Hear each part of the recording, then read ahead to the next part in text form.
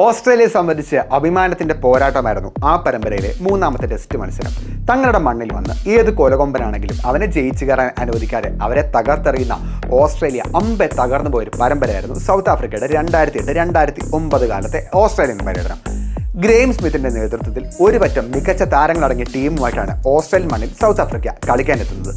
എന്നിരുന്നാലും തങ്ങൾക്ക് ഓസ്ട്രേലിയ ജയിച്ചു കയറാൻ സാധിക്കും എന്നുള്ള ആത്മവിശ്വാസമൊന്നും സൗത്ത് ആഫ്രിക്കയ്ക്ക് പോലും ഉണ്ടായിരുന്നില്ല. കാരണം അത്രത്തോളം ശക്തരായിരുന്നല്ലോ അന്ന് ഓസ്ട്രേലിയ. പെർത്തിൽ നടന്ന ആദ്യ ടെസ്റ്റിൽ 6 വിക്കറ്റിന്റെ ഗംഭീര ജയവും എംസിജിയിൽ നടന്ന 2ാം ടെസ്റ്റിൽ 9 വിക്കറ്റിന്റെ കൂറ്റൻ ജയവും നേടി സൗത്ത് ആഫ്രിക്ക പരമ്പര സ്വന്തമാക്കുന്നു. ക്രിക്കറ്റ് ലോകത്തിന് വലിയ ഷോക്കായിരുന്നു ഈ പരമ്പരയുടെ ഫലം. ഓസ്ട്രേലിയയെ സംബന്ധിച്ചാകട്ടെ അത് വലിയൊരു നാണക്കേടായി മാറി. തങ്ങളുടെ തോൽവി എതിരാളികൾക്ക് വലിയൊരു പ്രചോദനമാകുമെന്നും ഇനി ആർക്കും വന്ന് കൊട്ടിയിട്ട് പോകാമെന്ന സംഘമായി തങ്ങൾ മാറുമെന്നുമുള്ള തോന്നൽ ഓസ്ട്രേലിയൻ ക്യാമ്പിൽ ഉണ്ടായി.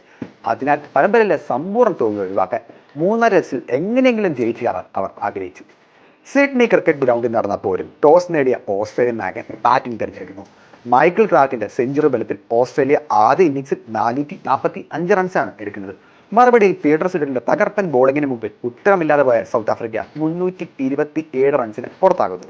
അതിനേക്കാൾ അവരെ വിഷമിപ്പിച്ചത് മിച്ചൽ ജോൺസന്റെ പന്തിൽ കൈക്ക് പരിക്കേറ്റ് നായകൻ ഗ്രെയിം സ്മിത്ത് മടങ്ങിയതാണ്. ഗ്രെയിം സ്മിത്ത് റിട്ടയർഡ് ആയിട്ടായി മടങ്ങിയത് സൗത്ത് ആഫ്രിക്കയെ വിഷമിപ്പിച്ചു.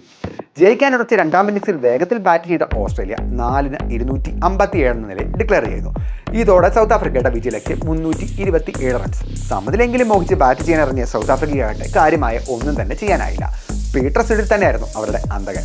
ഓസ്ട്രേലിയ വിജയത്തിലേക്ക് അടുക്കും എന്ന് തോന്നിച്ച സമയത്ത് ടെയിലണ്ടർമാരായ ഡെയിൽ സ്റ്റെയിനും മഗായ് ഇന്ത്യനും ചേർന്ന് 50 റൺസിന്റെ ശക്തമായ കൂട്ടുകെട്ടുണ്ടാക്കി അവരെ ബുദ്ധിമുട്ടിച്ചു.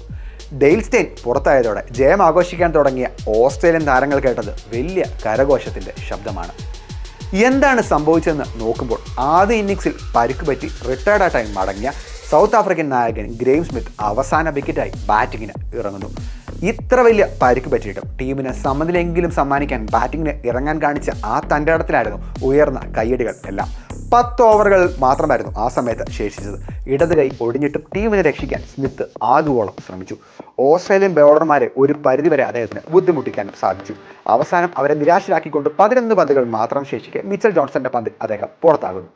ഓസ്ട്രേലിയ മത്സരം ജയിച്ചെങ്കിലും ഹീറോ ആയത് സ്മിത്ത് ആയിരുന്നു. ഓസ്ട്രേലിയൻ താരങ്ങളും ആരാധകരും അദ്ദേഹത്തെ അഭിനന്ദിക്കാൻ പാഞ്ഞെടുത്ത ഫ്രെയിം ക്രിക്കറ്റിലെ മനോഹരമായ നിമിഷങ്ങളിൽ ഒന്നായി നമുക്ക് പറയാൻ സാധിക്കും.